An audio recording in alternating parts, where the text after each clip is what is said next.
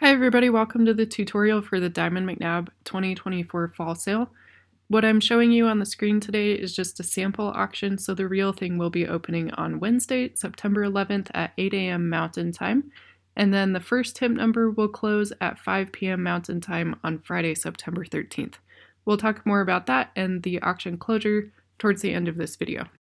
The only difference between this sample auction and the real thing is that each of these horses in the fall sale will have a reserve price, which is the minimum amount that the owner is willing to let the horse actually sell for. With that, if the horse has not yet generated a bid that is high enough to take him home, there will be a notice right here on your screen that says reserve not met. The bidding will still be open and it will still continue. Once the reserve price has been met, that little notification will disappear from your screen, and whoever is the highest bidder at the end of the sale will indeed take that horse home. Okay, so on sale day, there are two things you want to do first off. Number one, make sure you're logged in, and here on the right-hand side of your screen, it says registered and shows your paddle number.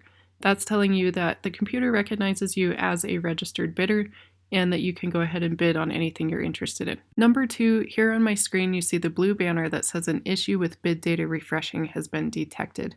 What that means is that my internet bandwidth is running a little bit slow, and I may not be seeing sale updates in real time. So like the banner says, the fix to that is to refresh your web browser, which means coming up here to the actual web address and hitting enter, which causes it to reload the entire page and it'll catch any updates that way.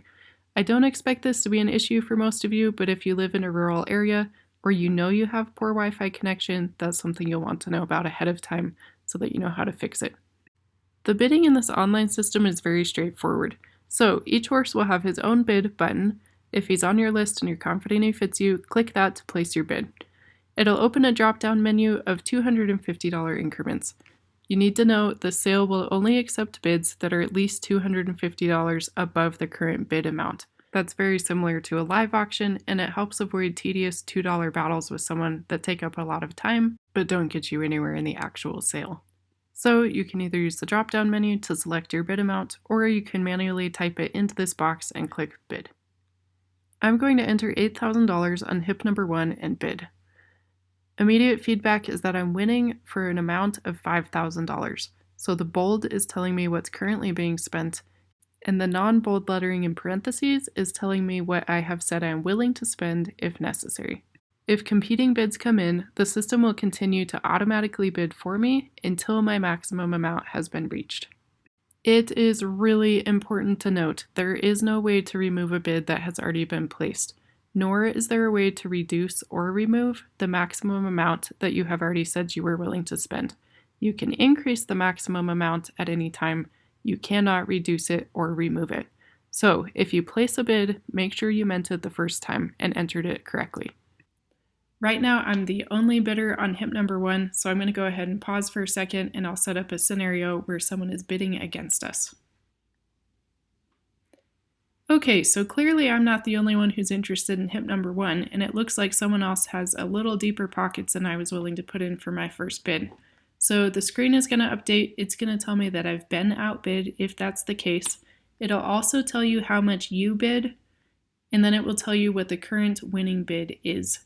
So in order to beat this amount and be back on top, you're going to have to be at least $8,500 to meet that $250 increment. So if I want to do that, I can go ahead and place a bid. It'll tell me what my options are, so I can see I'm going to have to start at least $8,500. I'm not really going to mess around here, so I'm going to go close to my maximum budget. And let's say I'll spend $13,000 on him. So I'll go ahead and make that bid, get it submitted, and it came back immediately and told me that I'm still outbid. I bid $13,000, but someone else is already immediately willing to bid $13,250. So when that happens immediately, it probably means that someone has already put in a maximum amount that is higher than yours. Chances are someone's not going to be able to respond in real time that quickly, but remember the system will be bidding for them up to their maximum amount. So I'm going to go ahead and stretch a little bit further on this, and I'm willing to go to a maximum of $14,000 to try and win hip number 1. I'll put that in. I'm still outbid. I bid $14,000. Someone else is immediately there to beat me. So for the sake of this example, I'm going to move down to the next horse on my list. So let's say the next one that I was interested in is hip number 3. Someone's already bid on him, so I can see that they have an amount of $5,000 down. I'm going to place a bid of $9,000 and see where it gets me. That's clearly not enough. I'm already outbid. So I'm going to go ahead and put in my maximum budget amount of $15,000. Perfect. Good news for me. That makes me the winning bidder. I can see that the system knows I'm willing to spend up to $15,000, and it will do that for me if necessary. But I'm winning currently with the amount of $13,250. That is all there is to the bidding. So remember, if you're worried that you're not seeing real-time updates, come here to the top of your page at the web address and click enter so that it refreshes and you see real-time once again.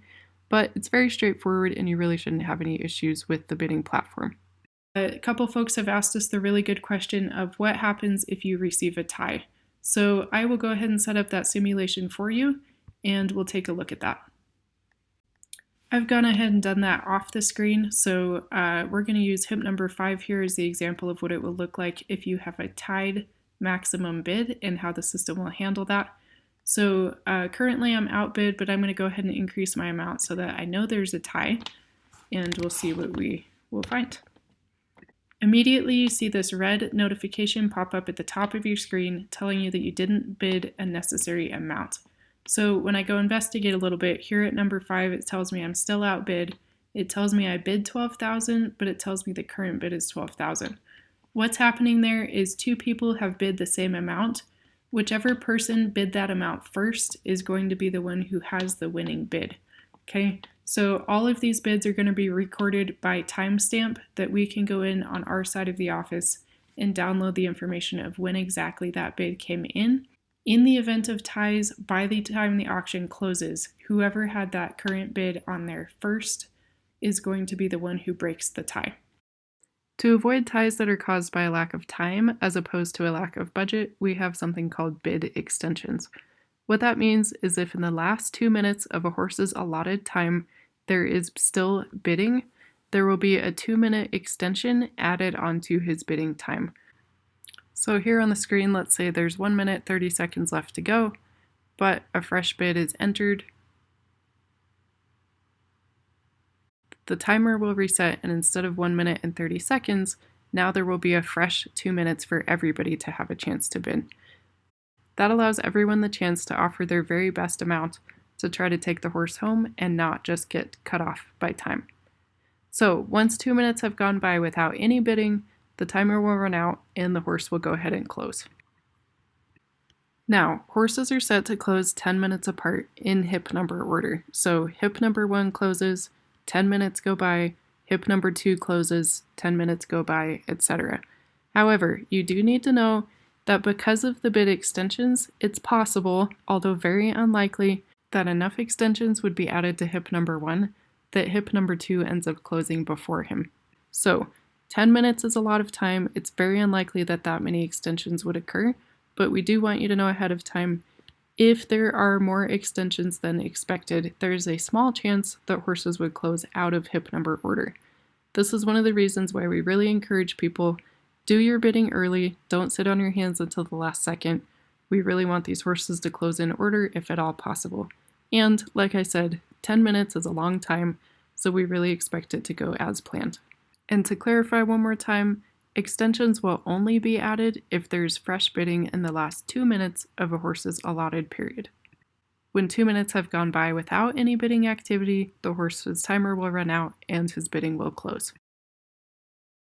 Lastly, before we move on, I want to show you the difference between if you win a horse or lose him.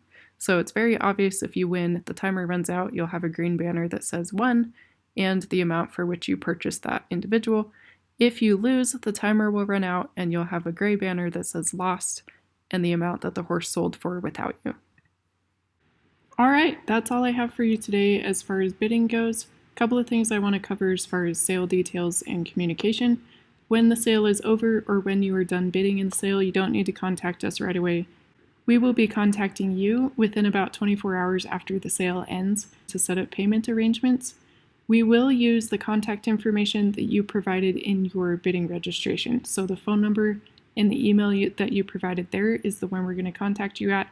If there's another way that we need to communicate with you, please make sure you email us ahead of time so that we know that. Payment-wise, we can take personal checks or cashier's checks that are overnighted to us in the mail. We can take credit card payments with a 2% service fee, and we can also do wire transfers. So please have a payment plan ready when we contact you. We'd be happy to answer questions about that as we go.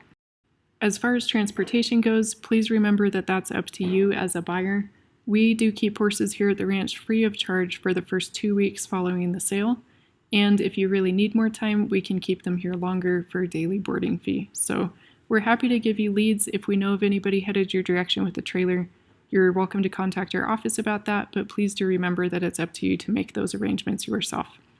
As far as horse paperwork goes, your horses will come with a Coggins drawn within 6 months, a current health inspection if you're leaving the state of Wyoming, and a fresh brand inspection, which is your title to the horse in the state of Wyoming. If you know ahead of time that you'd like to pick up your horse prior to Monday at noon, please let us know. We'll do our absolute best to work with you, but our veterinarians are closed on Saturdays, and so it's very likely that we won't be able to have transport paperwork done until Monday at noon. Once health paperwork is done and payments have been made, horses are free to get on the trailer and leave anytime. There are 3 final things we have to say for the tutorial video. Number 1, please go read the terms and conditions of the sale on our website at www.dmhorses.com. That will fully explain the terms and conditions of the sale, including our soundness guarantee and our good fit guarantee. As we always say, the terms and conditions apply to you whether or not you read them, so please make sure you go read them. Number 2, if you have any questions, we would be more than happy to help with that. Our email address and our phone numbers are on the screen. If we don't answer the phone, please leave a voicemail and we'll get back to you as soon as possible. And lastly, thank you very much. We appreciate your interest in our program. You're watching this tutorial video. We couldn't hold a sale if we didn't have customers, so we genuinely appreciate you. Best of luck to everybody as the sale opens on September 11th, and if you have questions, please contact us via email or phone number.